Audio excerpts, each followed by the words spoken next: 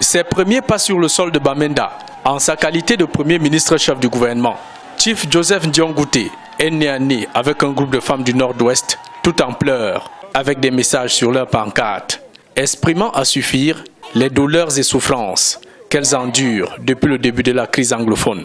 Dans l'impossibilité de vaquer à leurs travaux champêtres et petits commerces depuis 3 ans, ces femmes crient surtout leur mal-être de perdre chaque jour un être cher, tombé sous les échanges de tirs nourris entre les forces de défense et les sécessionnistes anglophones.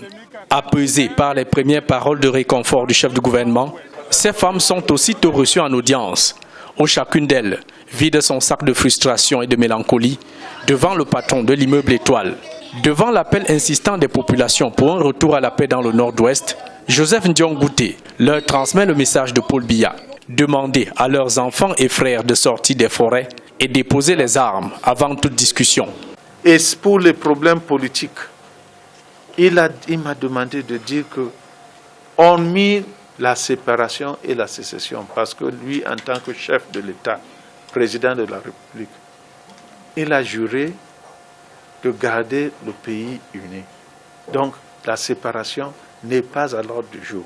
Mais hormis ce point, toute autre chose peut être discutée.